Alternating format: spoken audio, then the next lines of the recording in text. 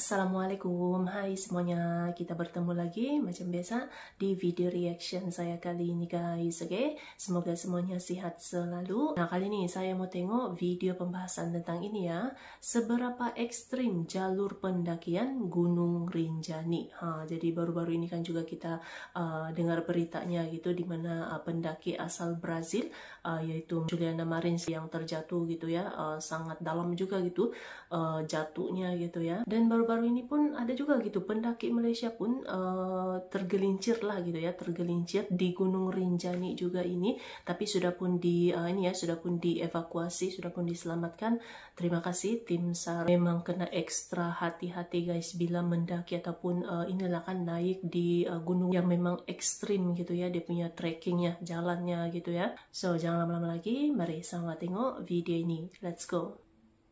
Beberapa hari ini, Indonesia dan Brasil mengawal dengan lekat proses pencarian dan penyelamatan Juliana Marins, pendaki yang jatuh di lereng Gunung Rinjani. Kedua negara pun berduka ketika Juliana ditemukan meninggal dunia setelah 4 hari pencarian. Juliana bukan yang pertama. Dalam 5 tahun terakhir, setidaknya 4 pendaki Gunung Rinjani jatuh dan ditemukan meninggal setelah pencarian yang sulit. Pada 3 Mei lalu, pendaki asal Malaysia, Reni bin Abdul Ghani, jatuh ke dalam jurang sedalam 80 meter di jalur pendakian Torean. Tim SAR menerima laporan pada hari yang sama. Jenazah korban baru bisa ditemukan sehari setelahnya.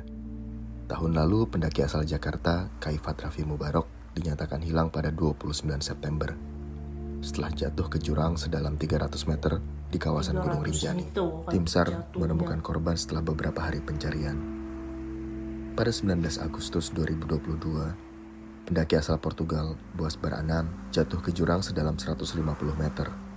Tim gabungan Basarnas bisa membawa jenazah korban 3 hari setelahnya. 4 kasus ini punya kesamaan, jatuh ke jurang, dan tim penyelamat butuh waktu untuk mengevakuasi korban. Ya, memang ini Juliana terjatuh di area Cemara Tunggal pada Sabtu pagi ketika melintas di jalur pendakian yang mengarah ke puncak gunung.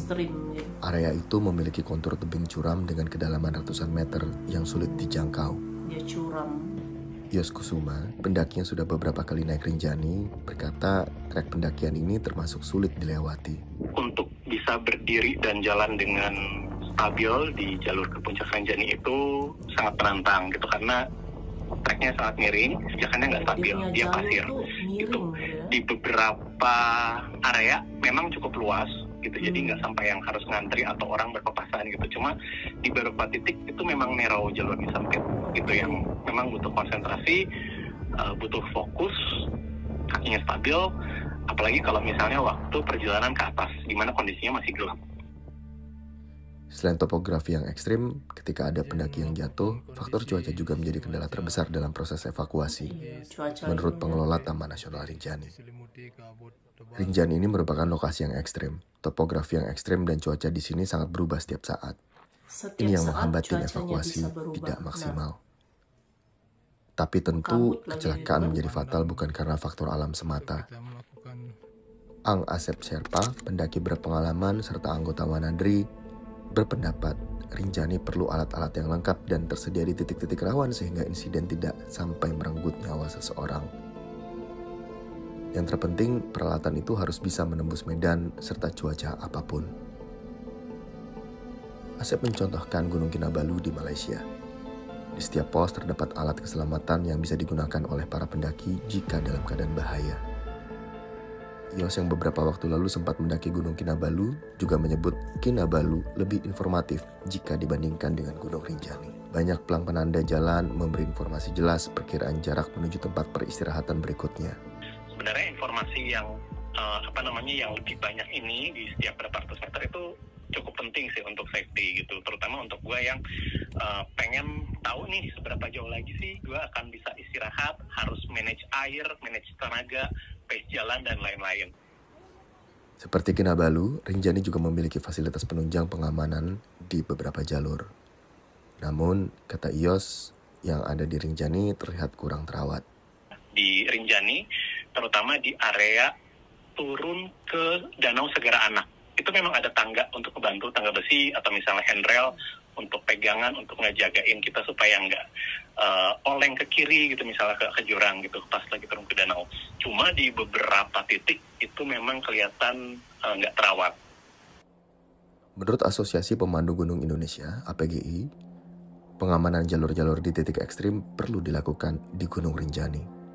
Misalnya pengaman ada tali tambahan gitu untuk sisi kanan kiri jurang, kemudian ada kelengkapan peralatan P3K, peralatan evakuasi gitu. Itu perlu dilengkapi termasuk dengan sistem operasi SAR gitu. Ya artinya ini menjadi masukan buat semua pihak sih. Pegiat alam senior Galih Donikara memandang penting juga adanya peringatan di jalur-jalur yang berbahaya oleh petugas yang berjaga. Sehingga petugas tidak hanya ada di tempat registrasi, tapi juga ada di setiap pos pemberhentian. Kesadaran soal mitigasi dan keselamatan juga harus diperhatikan pendaki. Cermat memilih trekking organizer, dari mulai pemandu sampai porter, adalah salah satu kunci keselamatan. Menurut APGI, memilih trekking organizer yang sudah melalui uji kompetensi bisa menjadi salah satu bentuk pencegahan dini insiden-insiden yang tidak diinginkan.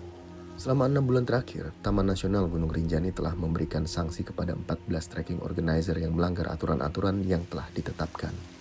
Sanksinya bervariasi, mulai dari pembekuan akun selama 3 bulan sampai 2 tahun, hingga tidak dapat melakukan usaha penyediaan jasa wisata alam.